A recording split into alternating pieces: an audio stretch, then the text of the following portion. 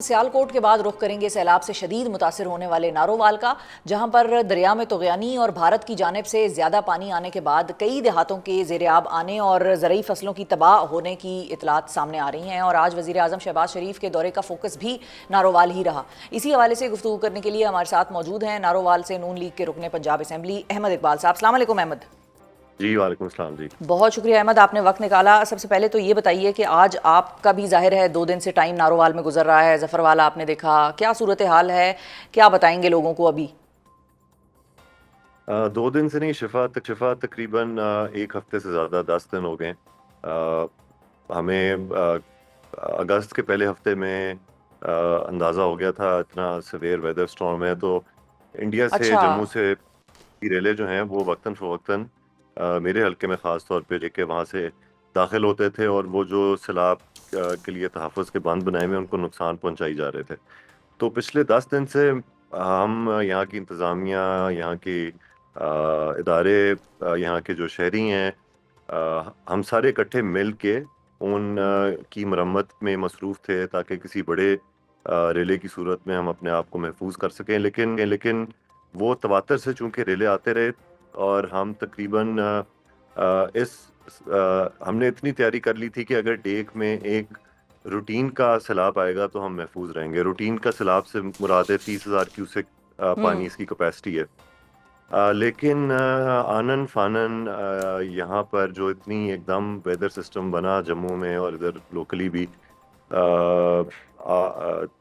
26 की सुबह जो है वो तकरीबन 1 लाख क्यूसेक पानी जो है वो नाला डेक में, और शदीद तुग़यानी आई, और इस तरह की थी कि वेलोसिटी उस पानी की कि वो हवा में 10-15 फुट पानी उछल उछल के वेव्स आ रही थी। उसकी वजह से फिर हमारे जो बांध थे वो आप ऐसे ही है जैसे किसी चीज़ को आप बाइट करते हैं, तो हम्म। उस पानी ने वो जो बांध हैं वो चबा के ख़त्म कर दिए, और वो सारा पानी जो है वो फिर आबादी की तरफ आया। और फिर वहाँ पे विद इन आवर्स हमने इस शदीद बारिश में रेस्क्यू ऑपरेशन किया, लोगों को वहाँ से निकाला, उन देहातों से, ख़ास तौर पे जो हाई रिस्क पे थे। अच्छा। और 26 का दिन हमारे लिए बहुत एक डार्क डे रहेगा तारीख में, क्योंकि जब ये सब कुछ चल रहा था तो उसी पैरेलल दूसरी तहसील जो हमारे ज़िले की शकरगढ़, जहाँ से रावी जी। भारत से पाकिस्तान में दाखिल, वहाँ पर 2.5 लाख क्यूसेक पानी जो रावी ने कई दिहाइयों में नहीं देखा। हम्म। शायद जब रावी एक जिंदा दरिया होता था हमारे लिए, तब कभी इतना बड़ा सैलाब उसमें आया होगा। जो यहाँ पे रहने वाले हैं उन्होंने अपनी ज़िंदगी में कभी इतना पानी नहीं देखा। तो भारत ने बड़ी अच्छा, और हम जब हम बंद पे काम कर रहे थे, तो जब हम ज़्यादा एक्टिविटी होती थी तो हम देखते थे कि इंडियन साइड से हेलीकॉप्टर्स जो हैं, क्योंकि बिल्कुल ज़ीरो लाइन जम्मू पे हम अच्छा। काम कर रहे थे, कि वो हम कर रहे हैं, and we felt exposed and vulnerable. I think वो जब क्लियर हो गया कि यहाँ पे हम्म। सैलाब आएगा, उसके साथ ये जो इंडिया का पानी रावी में पानी छोड़ना। अब रावी में पानी इस तरह नहीं छोड़ता कि आपने बटन दबा दिया और पानी आ गया, वो 24 से 36 घंटे लेता है। ठीक, तो ऐसा ही जिस है दिन ये बिल्कुल। डेक में तुगयानी आई, तो उसी वक्त पता चला जी कि अब रावी में भी पानी छोड़ दिया इंडिया ने, और वो हम पूरा का पूरा जिला एकदम इन स्टेट ऑफ शॉक चला गया, क्योंकि मेरे ख्याल में कम से कम इस जिले का आधा रकबा जो है वो परसों अंडर वाटर था, इनंडेटेड था।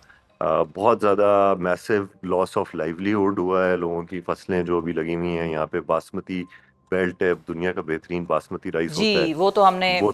देखे, किसानों के भी हमने कुछ विजुअल्स देखे और देखकर दिल जो था वो बस मतलब बहुत ज़्यादा ही अफसोस हुआ इस सारी सूरत हाल पे कि उनकी पूरे पूरे साल की मेहनत थी। तो अब जो आप अहमद ये कह रहे हैं, एहसन इकबाल साहब जब ये कहते हैं कि इसको आफत ज़दा शहर जो है करार दिया जाए, तो उसकी यही सारी वजह है कि नुकसान बहुत ज़्यादा हुआ है या बहुत तारीख में, और उससे उसका इम्पैक्ट होगा क्या? मतलब आफत ज़दा करार देने से नारोवाल को फ़ायदा क्या होगा, या नारोवाल को बिल्कुल उसको ऐसा होगा कि प्रायोरिटी बेसिस पे वहाँ पर ये पानी की मैनेजमेंट और ये सारी चीज़ शुरू हो सकती है, रियलिस्टिकली स्पीकिंग? मुख्तलिफ स्टेप्स हैं। देखिए ना, एक तो आपके जो किसानों के ऊपर बोझ है, जो उन्होंने कोई टैक्स देना है या बयाना देना है या इस तरह की पेमेंट्स करनी है, वो वेव ऑफ हो जाती हैं, सो उन पे कम से कम माली बोझ पड़ता है। फिर ये कि जहाँ पे कोई लॉस ऑफ ये इंफ्रास्ट्रक्चर का बहुत ज़्यादा लॉस हुआ है। हमारी सड़कें तबाह हो गई हैं, हमारे पुल तबाह हो गए हैं। हमारा सियालकोट ज़िले के साथ जो पुल था जो मेन कनेक्ट करता था वो डेक में तुगयानी आने के बाद वो ब्रिज ऐसे कोलैप्स कर गया जैसे वो मट्टी का बना हुआ हो, हालांकि वो 30-40 साल से वहाँ पे खड़ा हुआ है या 50 साल से वहाँ पे खड़ा हुआ है। तो इस वक्त बड़ी अर्जेंट ज़रूरत है। मुख्तलिफ ऑब्वियसली लोगों को रिहेबिलिटेट करना है, लोगों को जो उनके घरों में वापस सेटल करना है। अब जब पानी उतरेगा तो जो आबादियाँ ज़ेर-ए-आब आ गई थी, ज़ाहिर है वहाँ पे उनकी बुनियादें कमज़ोर हो जाएंगी, घर मकान जो है दोबारा रिकंस्ट्रक्ट करने पड़ेंगे।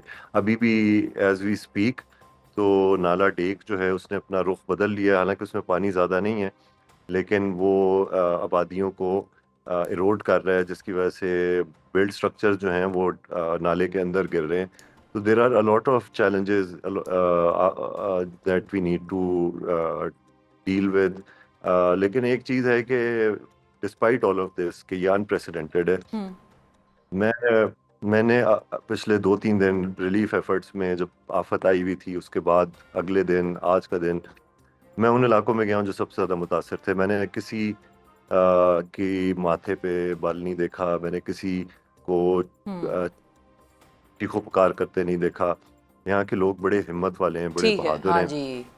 ये कि we are at the front line, we are at the front line. Border का इलाका है। पिछले 70-75 साल जब भी जंग हुई हमेशा सबसे पहले कुर्बानी हमने दी। फ्रंट लाइन है। इंडिया से पानी आता है, नदी नाले तो यानी बार बार सैलाब आता है। और फ्रंट लाइन है पाकिस्तान की नज़रियाती असास की, क्योंकि इस इलाके के लोगों ने बड़ी कुर्बानियाँ दी जब पाकिस्तान आज़ाद हुआ और इनमें बिल्कुल, बिल्कुल। पाकिस्तानियत भरी हुई है। अब हमारी अच्छा। आज यही आज यही रिक्वेस्ट थी हमारी सीएम से और ऑनरेबल पीएम से कि हम अभी भी जाने निछावर करने के लिए तैयार हैं, but we need to address this issue of flooding, because आने वाले सालों में ये रिकरिंग एक्सट्रीम इवेंट्स होंगे।